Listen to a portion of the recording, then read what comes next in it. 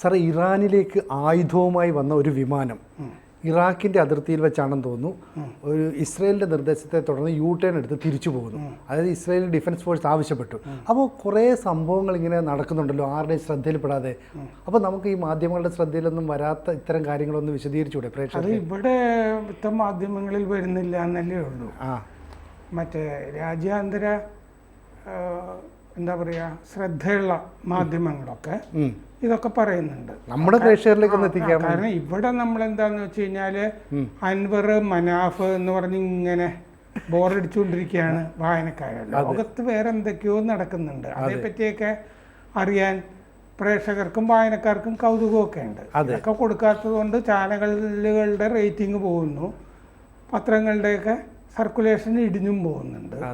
അപ്പോൾ അതുകൊണ്ട് നമ്മൾ പ്രേക്ഷകർ അവെയർ ആയിരിക്കണം എന്നുള്ളതുകൊണ്ട് പറയാണ്. ഇതെന്താണെന്ന് വെച്ചാൽ ഇറാനിലേക്ക് ഇറാൻ്റെ ഒരു ചരക്ക് വിമാനം ആയുധവുമായിട്ട് പുറപ്പെട്ടിരിക്കുകയാണ്. അത് ഹിസ്ബുല്ലയ്ക്കോ മറ്റോ ഒക്കെയുള്ള ആയുധമൊക്കെ ആയിരിക്കുമല്ലോ. ഇതെന്താണെന്ന് വെച്ചാൽ ഇറാഖിൻ്റെ വ്യോമ മേഖലയിലെത്തി. ഇറാഖിൻ്റെ വ്യോമ മേഖലയിലെത്തിയപ്പോൾ ഇസ്രയേൽ ഡിഫൻസ് ഫോഴ്സ്, പ്രതിരോധ സേന, IDF, അതാണ് അവിടുത്തെ പട്ടാളത്തിൻ്റെ പേര്, അവര് ഇറാഖിന് വിവരം കൊടുത്തു. നിങ്ങളുടെ വ്യോമ മേഖലയിൽ മറ്റേത് ആയുധമൊക്കെ ആയിട്ടാണ് വന്നിരിക്കുന്നത്, അങ്ങനെ നിങ്ങളുടെ വ്യോമ മേഖല ലംഘിച്ചത് ശരിയല്ല, നിങ്ങളുടെ അനുവാദം ഇല്ലാതെയാണല്ലോ അത് കൂടി പോകുന്നത്, അതുകൊണ്ട് നിർദ്ദേശം കൊടുക്കണം എന്ന് പറഞ്ഞിട്ട് അങ്ങനെ നിർദ്ദേശം കൊടുത്തിട്ട് റിപ്പോർട്ടുകളിൽ കാണുന്ന അപ്പോൾ ആ വിമാനം യു ടേൺ എടുത്തിട്ട് വന്ന വഴിക്ക് തിരിച്ചു പോയി എന്നാണ്. ഇത് ക്വേഷം ഫാഴ്സ് എയർ, അതാണ് എയർലൈൻസ്. ഈ ചരക്ക് വിമാനം ക്വേഷം ഫാഴ്സ് എയർ എന്നാണ് ആ കമ്പനിയുടെ പേര്. അപ്പോൾ ലബനന്, ഒന്നുകിൽ ലബനന് അല്ലെങ്കിൽ സിറിയയ്ക്ക് ആയുധവുമായിട്ട് ടെഹ്റാനിൽ നിന്ന് പുറപ്പെട്ട വിമാനമാണത്. ആയുധമാർക്കാണെന്നുള്ളത് നിശ്ചയമില്ല. ലബനനായിരിക്കാം, സിറിയയ്ക്കായിരിക്കാം. ലബനനായാലും കൊള്ളാം, സിറിയയ്ക്കായാലും കൊള്ളാം. ഇത് അവസാനം കിട്ടുന്ന ആളുകൾ ഹിസ്ബുല്ലയായിരിക്കും എന്നുള്ള കാര്യത്തിൽ സംശയമൊന്നുമില്ല. കാരണം ഇപ്പോൾ അവർക്ക് യുദ്ധത്തിൽ ഏർപ്പെട്ടിരിക്കുന്നതുകൊണ്ട് ആയുധങ്ങളുടെ ആവശ്യം ധാരാളം ഉണ്ട്. ഈ തീരുന്നത് റീപ്ലെനിഷ് ചെയ്തുകൊണ്ടിരിക്കണ്ടേ, സംഭരണി നിറച്ചുകൊണ്ടിരിക്കണമല്ലോ. ഹിസ്ബുല്ലയ്ക്കാണ് എന്നുള്ള റിപ്പോർട്ടുകളിലുണ്ട്.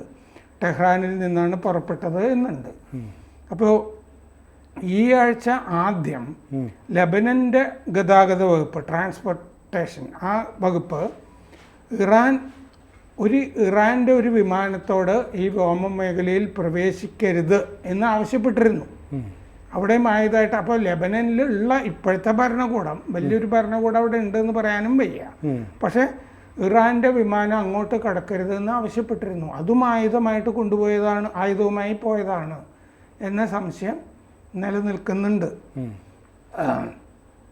ഇപ്പോൾ കഴിഞ്ഞ ദിവസം നമ്മൾ പ്രേക്ഷകരോട് പറഞ്ഞിരുന്നില്ലേ, ഈ ഒരു റഷ്യൻ സംഭരണ കേന്ദ്രത്തിൽ സിറിയയിൽ ഒരു റഷ്യൻ ആയുധ സംഭരണ കേന്ദ്രം, പിന്നെ വ്യോമതാവളവും ഉണ്ട്.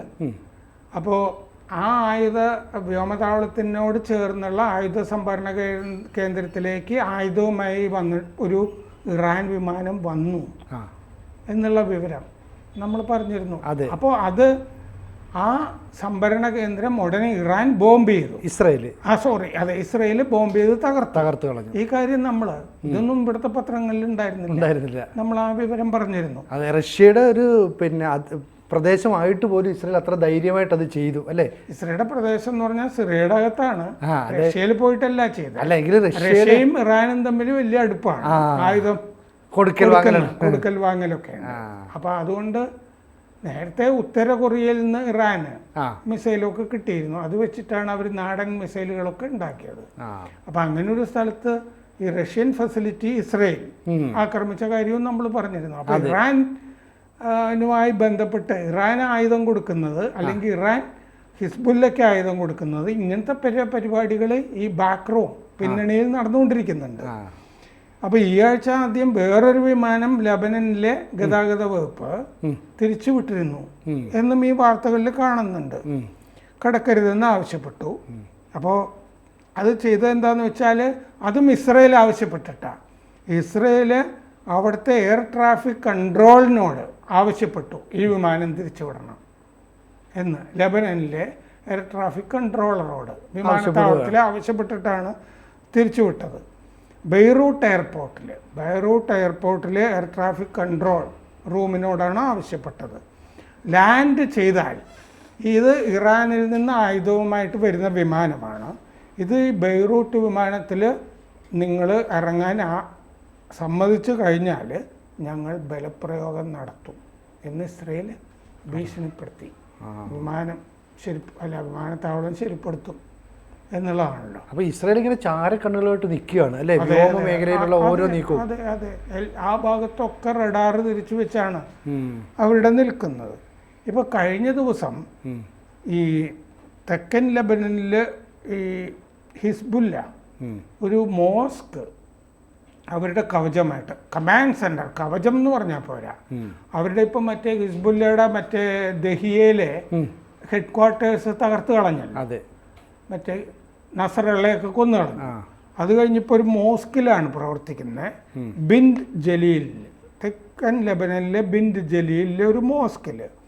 അത് സലാ ഗന്തോർ ആശുപത്രിക്കടുത്താണ് ഈ മോസ്ക്. ആ മോസ്കാണ് ഇപ്പോൾ കമാൻഡ് സെൻറ്റർ ഹിസ്ബുല്ലയുടെ. അപ്പം അതിൻ്റെ അടുത്ത് ഇവർ ഒരു സംഭരണ കേന്ദ്രം കഴിഞ്ഞ ദിവസം ഇസ്രയേൽ ആക്രമിച്ചു. ഈ കമാൻഡ് സെൻറ്റർ തന്നെയാണ് എന്നും സംശയമുണ്ട്. ഈ IDF ഇസ്രയേൽ ഡിഫൻസ് ഫോഴ്സിനെതിരായ സകല ആക്രമണങ്ങളും ആസൂത്രണം ചെയ്യുന്നത് ഈ കമാൻഡ് സെൻറ്ററിൽ നിന്നാണ്, മോസ്കിൽ നിന്നാണ്. അപ്പോൾ മോസ്കിനെ ഒരു കവചമാക്കി വെക്കുകയാണ് അല്ലേ? മോസ്ക് ആവുമ്പോൾ ആളുകൾ ആക്രമിക്കില്ലല്ലോ എന്ന് വിചാരിച്ചിട്ടാണ്. ഇവിടെ പണ്ട് ഈ അമ്പലങ്ങളുടെ ഉള്ളിൽ കൊണ്ടുപോയി ഇപ്പോൾ നിലവറ ഒക്കെ പത്മനാഭസ്വാമി എന്നൊക്കെ പറയുന്നില്ലേ, അതെ, ക്ഷേത്രങ്ങൾ ബ്രിട്ടനൊന്നും വന്ന് ആക്രമിക്കാൻ പോകുന്നില്ല അങ്ങനെയും കൂടിയൊക്കെ ആലോചിച്ചിട്ടാണ് ഇത്തരം കാര്യങ്ങൾ ചെയ്യുന്നത്.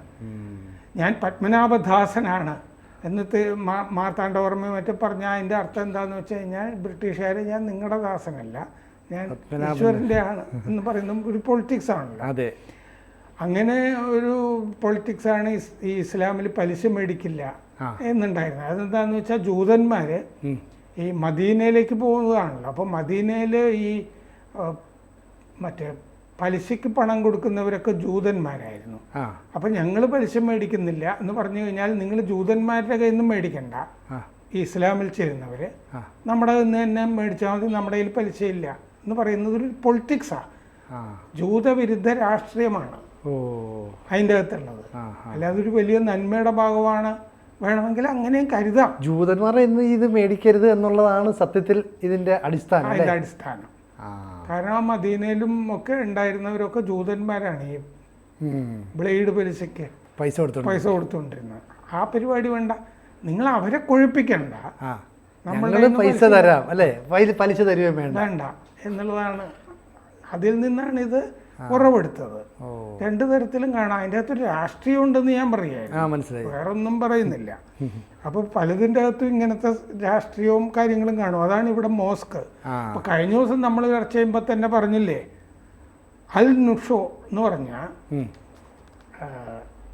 ടെല്ലവീവിലെ മോസ്ക് കവചമാക്കി 2 ഹമാസുകാർ വന്നിട്ട് ആക്രമിച്ചിട്ട് അവിടെ കൊണ്ടുവന്നിട്ട് ബാക്ക് പാക്ക് ബാത്റൂമിൽ വെച്ചിട്ടാണ് പുറത്തേക്ക് പോയത്. അവിടെയുള്ള ആരാധിക്കാൻ വന്നവരെ ഭീഷണിപ്പെടുത്തി, നിങ്ങൾ ഇനി പുറത്തേക്ക് പോകും എന്ന് പറഞ്ഞ് പുറത്തേക്ക് പോയിട്ടാണ് ഭ്രാന്തമായ രീതിയിൽ 5-8 പേരെ വെടിവെച്ച് കൊന്നു കളഞ്ഞു. അപ്പോൾ കാരണം എന്താണെന്ന് വെച്ചാൽ അവർ മറ്റേ സ്വർഗത്തിൽ പോകുമല്ലോ, അടുത്തേക്ക് പോകും എന്നുള്ള വിശ്വാസത്തിലാണ് അവർ വന്നിരിക്കുന്നത്.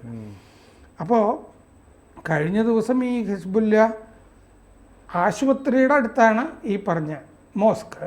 ആ ആശുപത്രി ഹിസ്ബുല്ലയുടെ ഇസ്ലാമിക് ഹെൽത്ത് കമ്മിറ്റി നടത്തുന്ന ആശുപത്രിയാണ്. അവിടെ ആക്രമണത്തിൽ ഈ ആശുപത്രിക്കും പരിക്ക് പറ്റി. 9 നഴ്സുമാർക്ക്, നഴ്സ് എന്ന് പറഞ്ഞാൽ പുരുഷന്മാർ, അവർക്ക് പരിക്കേറ്റു.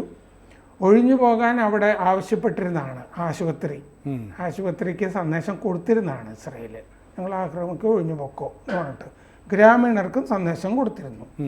ഹിസ്ബുല്ലയും വ്യക്തമാക്കിയിട്ടുണ്ട്, തെക്കൻ അതിർത്തിയിൽ ഞങ്ങൾ യുദ്ധത്തിലാണ്, ഞങ്ങൾ പോരാട്ടം തുടരും. അമേരിക്കയുടെ വിദേശകാര്യ വകുപ്പ് CNN പറഞ്ഞിട്ടുണ്ട് ഇനി മറ്റേ ഇസ്രയേൽ ചിലപ്പോൾ ലക്ഷ്യമിടുന്നത് ആണവ പ്ലാന്റുകൾ, ന്യൂക്ലിയർ പ്ലാന്റുകൾ ഉണ്ടല്ലോ ഇറാൻ്റെ, അതായിരിക്കും എന്ന് പറഞ്ഞിട്ടുണ്ട്. ഇപ്പോൾ അവിടെ കഴിഞ്ഞ ദിവസം ആക്രമണത്തിൽ വടക്കൻ മറ്റേ ട്രിപ്പോളിയിൽ, വടക്കൻ ലെബനനിലെ ട്രിപ്പോളിയിൽ ഹമാസ് നേതാവ് ഭാര്യ 2 പെൺമക്കളെ ആക്രമണത്തിൽ കൊല്ലപ്പെട്ടിരുന്നു. അത് പട്ടാള മേധാവിയാണ്. വടക്കൻ ലെബനനിൽ കമാൻഡർ സയ്യിദ് അത്തല്ല അലി എന്നാണ് അങ്ങേരുടെ പേര്, ഈ കൊല്ലപ്പെട്ട ആളുടെ.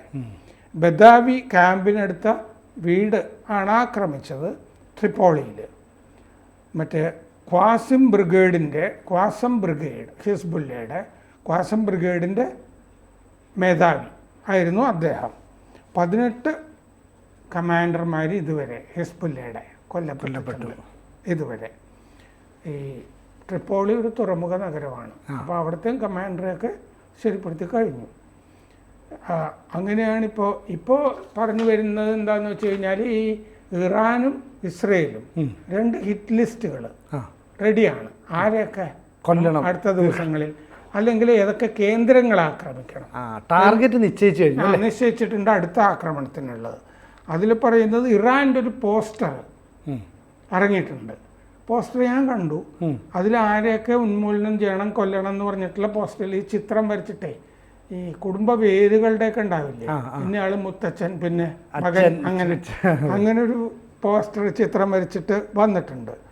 അതായത് നെതന്യാഹു, പ്രതിരോധ മന്ത്രി യോവ് ഗാലന്റ് കൊല്ലപ്പെടേണ്ടവർ, സേനാ മേധാവി ഹാർസി ഹലേവി, ഉപമേധാവി Amir Baram, north south central command മേധാവികൾ പട്ടാളത്തിൻ്റെ ഇസ്രയേലിൻ്റെ, യൂറി ഗോർച്ചിൻ, യഹൂദ ഫോക്സ്, എലേസർ ടൊലീഡൻ, ഇവരെയൊക്കെ കൊല്ലുക. പിന്നെ മിലിറ്ററി ഇൻ്റലിജൻസ് ചീഫ് അഹറോൺ ഗലീവ അങ്ങേരെ ശരിപ്പെടുത്തുക.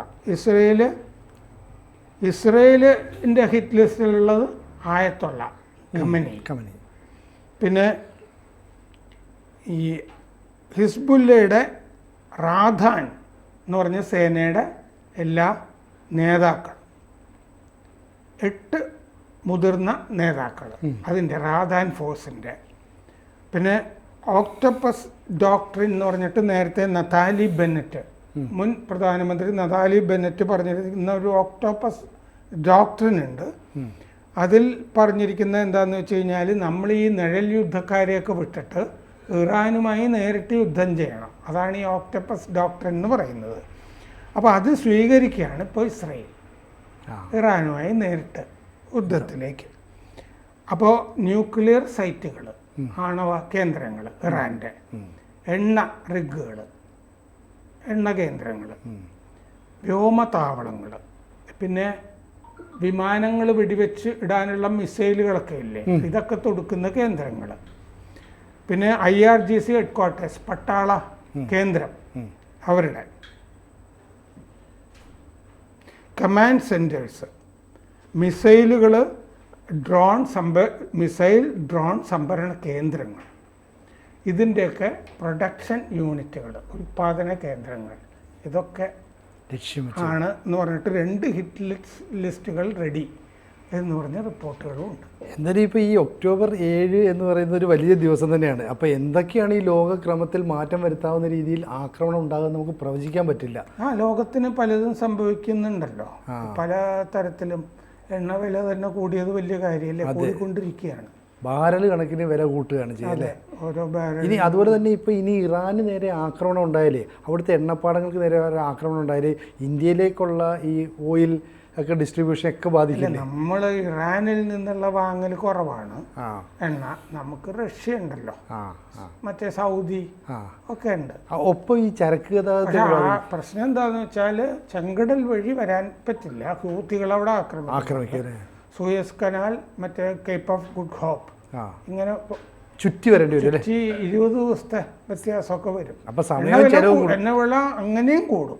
സമയം കൂടി ചെലവ് കൂടി. ബാരലിനിപ്പോൾ അല്ലാതെ തന്നെ കൂടുന്നുണ്ട്, ഈ സംശയങ്ങൾ നിലനിൽക്കുന്നുണ്ട്. അതല്ലാതെ ചെലവ് കൂടുമല്ലോ യാത്രാ ചെലവ് അങ്ങനെയും കൂടും. ഈ എങ്ങാനും ഇസ്രയേൽ ഒരു കടുത്ത ആക്രമണമാണ് നടത്തുന്നതെങ്കിൽ അതൊരു മൂന്നാം ലോക യുദ്ധത്തിൻ്റെ ലെവലിലേക്ക് തന്നെ മാറാനുള്ള സാധ്യതയില്ലേ? ഈ മുമ്പത്തെ പോലത്തെ രണ്ടാം ലോകം ഒന്നാം ലോക യുദ്ധങ്ങൾ പോലെ ആകണമെന്നില്ല. പക്ഷേ വേറെ തരത്തിലും വരാം. എന്താണെന്ന് വെച്ചാൽ ഈ മേഖലയിൽ ഒരു ഉത്കണ്ഠ മിഡിൽ ഈസ്റ്റിൽ മൊത്തത്തിൽ വരും. അത് എല്ലാ രാജ്യങ്ങളെയും ബാധിക്കും. പക്ഷേ ഈ നാറ്റോയുടെ ഭാഗമാണ് തുർക്കി. ഇപ്പോൾ തുർക്കിയുടെ അത്യാവശ്യം കയ്യിലാണ് ഇപ്പോൾ ഈജിപ്തും സിറിയയൊക്കെ നിൽക്കുന്നത്. 13 കൊല്ലത്തിന് ശേഷം എർദോഗൻ പോയി ഈജിപ്തിലൊക്കെ പോയി സംസാരിച്ചു. അങ്ങോട്ടും ഇങ്ങോട്ടും സന്ദർശനമൊക്കെ ഉണ്ട്. അവർ ശത്രുക്കളായിരുന്നു മുമ്പ്, ഇപ്പോൾ ഒന്നിച്ചു കിടന്നു. അപ്പോൾ നാറ്റോയുടെ ഭാഗമായിട്ടാണ്, അമേരിക്കൻ സഖ്യത്തിൻ്റെ ഭാഗമായിട്ടാണ് തുർക്കി നിലകൊള്ളുന്നത് അയലത്ത് ഇസ്രയേലിൻ്റെ. പിന്നെ ഗൾഫ് രാജ്യങ്ങളൊക്കെ ഈ ഖത്തർ വെച്ചിട്ടുള്ള രാജ്യങ്ങളൊന്നും ഈ ഇസ്രയേലിനെതിരെ നിൽക്കാൻ പോകുന്നില്ല. കാരണം ഇറാൻ മറ്റേ ഷിയ രാജ്യമാണ്. ഷിയ രാജ്യത്തിന് പിന്തുണച്ചിട്ട് സുന്നികൾക്കൊന്നും കിട്ടാനില്ല. ഖത്തർ മാത്രമാണ് ഇടം തടിച്ച് നിൽക്കുന്നത്. ഖത്തറിനെയും പക്ഷേ അത്യാവശ്യം കൈപ്പിടിയിൽ ഒതുക്കാൻ അമേരിക്ക വിചാരിച്ചാൽ നടക്കും. എന്താണെന്ന് വെച്ചാൽ ഖത്തറിൻ്റെ സംരക്ഷണം അമേരിക്കയാണ് ഏറ്റെടുത്ത് നടത്തിക്കൊണ്ടിരിക്കുന്നത്. ഞങ്ങൾ പറഞ്ഞാൽ കേൾക്കുന്നവരാണ് ഖത്തർ എന്നുള്ള ധാരണ. അതെ, ഇപ്പം ഖത്തർ അൽ ജസീറയൊക്കെ ഇരിക്കുന്നതുകൊണ്ട് ഇങ്ങനെ പറഞ്ഞുകൊണ്ടിരിക്കുന്നു, ഇസ്രയേലിനെതിരെ പറഞ്ഞുകൊണ്ടിരിക്കുക എന്നുള്ളത് ഒരു അറബ് ലോകത്തിൻ്റെ ഒരു ശീലമായിരുന്നല്ലോ. ഇപ്പം അതിന് കുറച്ച് വ്യത്യാസമുണ്ട്. അങ്ങനെ ഒരു കരാർ ഒപ്പിടേണ്ട നേരത്താണല്ലോ ഹമാസ് ആക്രമിക്കുന്നത്. അതെ. അപ്പോൾ എന്തായാലും ലോകക്രമത്തിൽ വലിയ മാറ്റങ്ങൾ ഉണ്ടാകുമെന്ന് അറിയാൻ ഈ മണിക്കൂറുകൾ നമുക്കൊന്ന് കാത്തിരുന്നാൽ മതിയാകും അല്ലേ? മണിക്കൂർ അല്ലെങ്കിൽ കുറച്ച് ദിവസങ്ങൾ. നാളത്തെ ഒരു ദിവസമുണ്ട്, അത് ഇസ്രയേലിൻ്റെ ഒരു പ്രധാനപ്പെട്ട ആക്രമണം ഉണ്ടാകുമോ എന്നുള്ള സംശയമുള്ള ഒരു ദിവസമാണ്. കാത്തിരിക്കാം. കൂടുതൽ വാർത്തകളും വിശേഷങ്ങളും നിങ്ങളിലേക്ക് എത്താൻ ABC മലയാളം സബ്സ്ക്രൈബ് ചെയ്യുക, ബെൽ ബട്ടണും അമർത്തുക.